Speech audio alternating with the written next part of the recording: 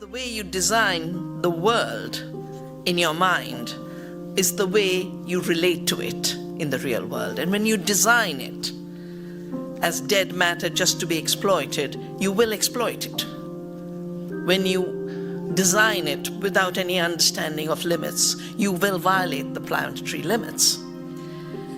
When you design it with deep recognition of interconnectedness, you will nurture those relationships.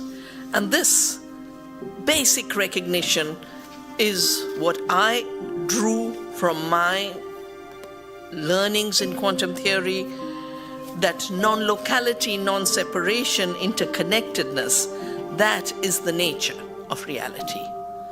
But we have a design in the paradigm of mechanistic thought which didn't evolve, it was imposed.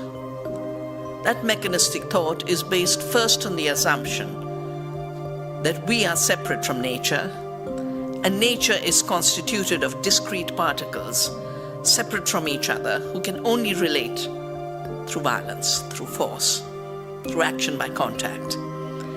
In the quantum world, there is no separability. My thesis was on non-locality in quantum theory. Everything is interconnected. There are no fixed, essentialized qualities that have been built into the way people are looked at, nature is looked at. Potential is the defining quality in the quantum world. And because it's about potential, it's also about uncertainty. The mechanical world is based on a false illusion of determinateness, certainty. And in the quantum world, we know we cannot get rid of uncertainty, the uncertainty principle of Heisenberg. To this is linked to the fourth principle: no excluded middle, no duality, no either or. In the quantum world, it's and. In the mechanistic world, you can either be a wave or a particle. In the quantum world, you have potential to be both, and they're complementary. When you realize that the world is one interconnected whole, you also realize that what appears different is actually different expressions of an interconnected reality. For the first time in human history, technology in the hands of the billionaires becomes the new civilizing mission for humanity. The illusions about the big technology firms is they create. They extract. They don't create anything. Software programmers create the platforms that they use. Even Bill Gates didn't really write his basic program. It was some professor, 2 math professors in Dartmouth College who did the basic program. They have posited themselves as inventors, when basically we've done a new report. It's because Bill Gates announced a new project called Ag1. All agriculture will be one agriculture controlled by him. Where does he set up the office of Ag1? In Missouri, where Monsanto's headquarters is. But we watch what's going on in India, and we pieced it together. So basically, he's financing a lot of data mining from farmers, which will then be packaged back as big data and sold back to the farmers. But this is exactly what happened in your 2016 elections. Facebook sold data to Cambridge Analytica. So when you think of why are the kind of leaders that we have getting created, it's very important to remember that in these 25 years of corporate deregulation of commerce, you basically have a lot of money in the hands of very few people.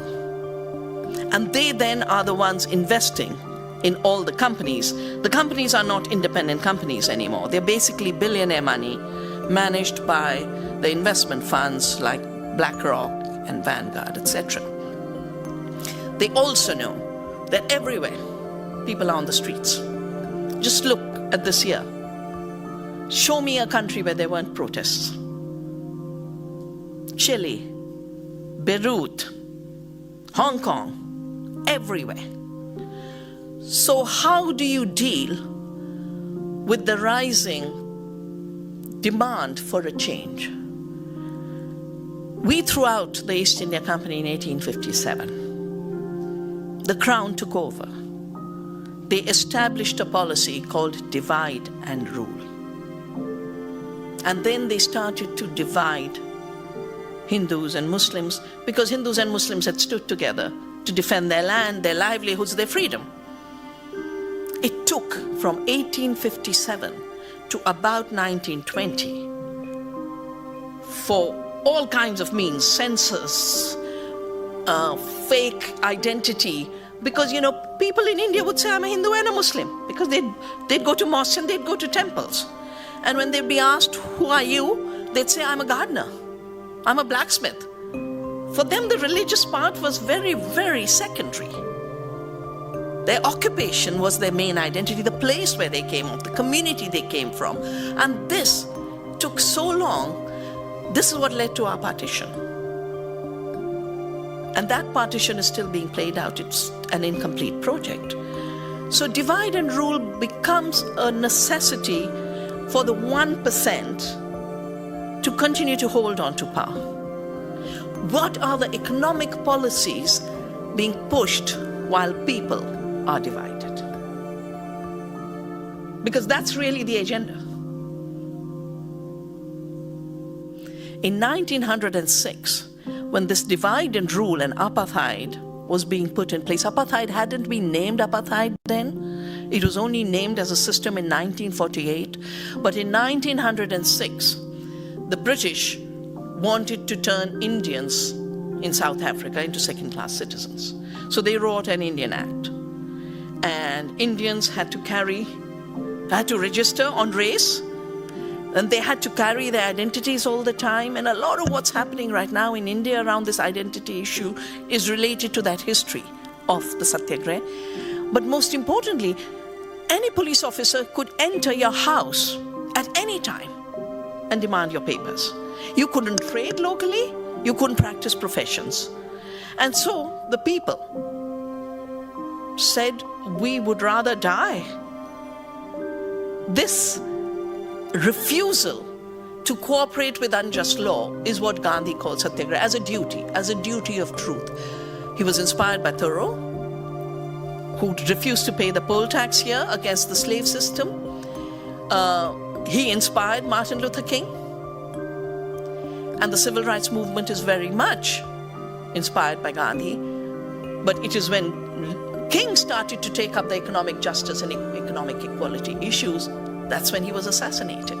Because the part is, you can talk in very sweet ways about civil liberties, but you don't touch economic justice. And the economy is, for me, it's a double violence, because the origin of the word, the meaning of the word economy, comes from oikos, our home. The Aristotelian name is oikonomia, the art of living. And when you turn the art of living into the art of money making, which Aristotle called chrematistics, then you have to practice violence against the earth and violence against others, destroy their livelihoods, destroy their freedoms, take away their resources. So the violence is multiple. And I look into the future. I say, why are we building detention centers everywhere in India, along the border of Mexico? Because I feel that if we don't activate our sense of interconnectedness with all life, with all people, if we don't start sowing the seeds of what I have called earth democracy, we are going to see 99% people as disposable, especially with the tech working on artificial intelligence, to make sure all the mechanical work is made redundant, whether it be in radiography or law or whatever. Mechanical work will be substituted. And if that's the case, 99% people are disposable. So you can either share this beautiful planet with love and abundance and sustainability, or say it's all mine, every bit of land, every seed, every mind, because what's being mined is our mind now. And if we don't defend the freedoms of all species and the freedoms of all human beings, we could see within 20, 30 years, a level of disposability built into the structures that humanity will not be able to respond to. So this is the time to make oneness and interconnectedness as one humanity on one planet the political project of our times. We have to remember we are one humanity. We are part of one earth. And whatever we do, we will not let this basic recognition divide us, either from the earth or from each other.